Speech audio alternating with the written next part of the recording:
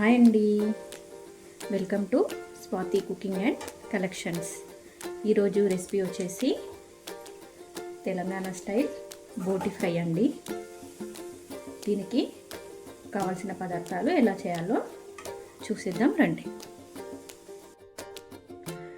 ముందుగా ఒక 3-4 సార్లు బోటిని క్లీన్గా వాష్ చేసి పెట్టుకున్నాను. దీన్ని ఇప్పుడు స్టవ్ ఆన్ చేసుకొని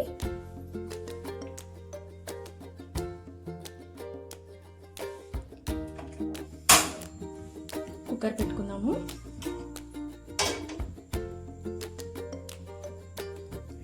ఈ క్లీన్ చేసుకున్న బోటి అంతా కుక్కర్లో వేసుకున్నామండి.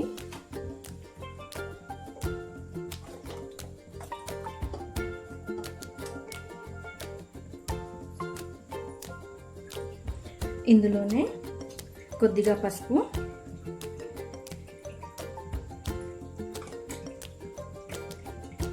కొద్దిగా రాళ్ళుప్పు వేస్తున్నాను.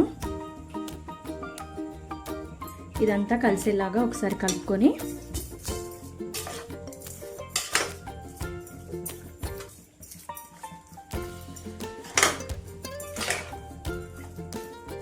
ఈ విధంగా కలుపుకొని కుక్కర్ మూత పెట్టి ఒక 6 నుంచి 7 విజిల్స్ పెట్టుకుందామండి. ముదురుదైతే ఇంకొక 2 విజిల్స్ ఎక్స్ట్రాగా పెట్టుకోండి.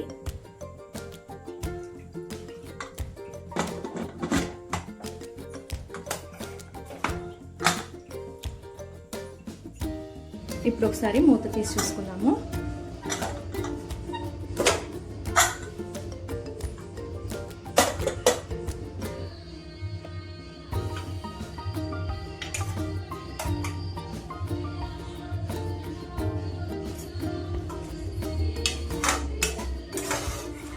ఉడికిందో లేదో చూసుకుందామండి.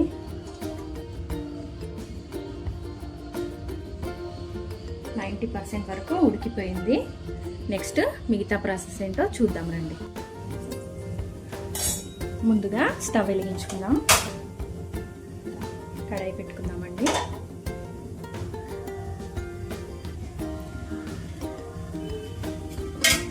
కడాయి వేడెక్కింది.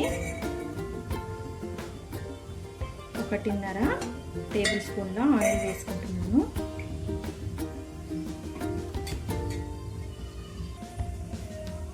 ఆయిల్ వేడైంది. ముందుగా సన్నగా కట్ చేసుకున్న ఒక 2 పచ్చిమిర్చి వేసుకుంటున్నాను.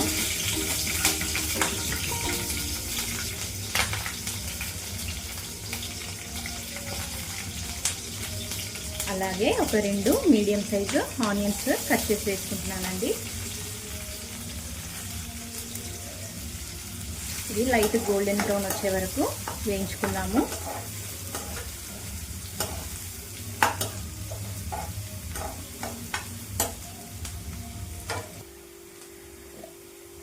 ఆనియన్ బాగా వేగిపోయింది.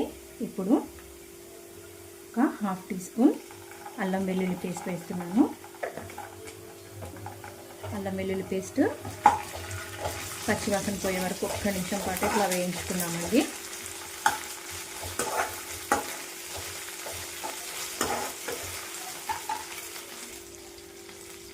అల్లం వెల్లుల్లి పేస్ట్ వేగిపోయింది కదండి. ఇప్పుడు ఒక 1/2 టీ స్పూన్ పసుపు వేస్తున్నాను. ఎందుకంటే బోటి ఉడకబెట్టుకునేటప్పుడు కూడా వేసుకున్నాం కదండి, అందుకని. ఇప్పుడు ముందుగా ఉడకబెట్టుకున్న బోటి పీసెస్ని వేసుకున్నాము. బోటిని వేయించేటప్పుడు కొంచెం జాగ్రత్త అండి, ఎందుకంటే ఈ బోటి ఫ్రై అయ్యేటప్పుడు ముక్కలు అనేవి పైలుతూ ఉంటాయి. కొంచెం జాగ్రత్తగా ఉండండి. కాసేపు వేయించుకుందాం ఇలాగే. ఆయిల్ పైకి తేలింది కదండి. ఈ విధంగా ఫ్రై అవుతున్నప్పుడు ఇందులో కచ్చపచ్చగా దంచుకున్న ఒక 4-5 వెల్లుల్లి రెబ్బల్ని ఇలా దంచి వేసుకుంటున్నాను. అలాగే ఒక గుప్పెడు కరివేపాకు నీట్గా వాష్ చేసి వేసుకుంటున్నాను.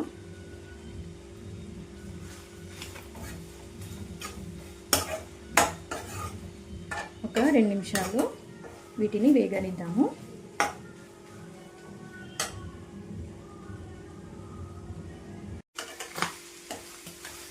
పేలుతున్నాయి, చూస్తున్నారు కదండి.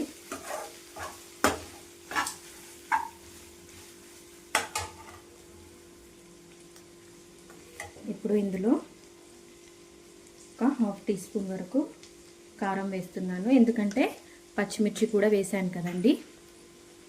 అలాగే కొద్దిగా సాల్ట్ వేస్తున్నాను, కొద్దిగా ధనియాల పొడి,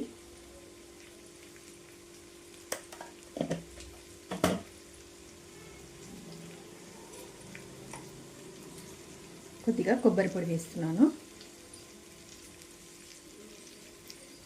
వీటన్నింటిని ఒకసారి కలుపుకున్నామండి.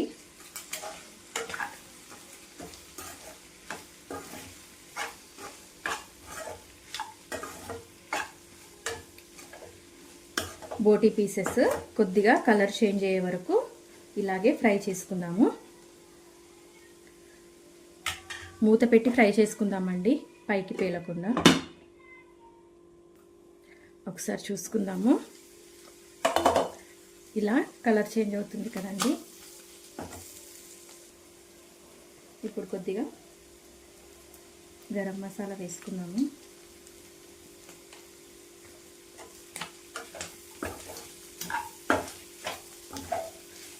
ఒక్క నిమిషం పాటు వేగనిచ్చి స్టవ్ ఆఫ్ చేసుకుందామండి. వేగిపోయింది కదండి. ఇప్పుడు చివరగా కొత్తిమీర వేసుకుందాము.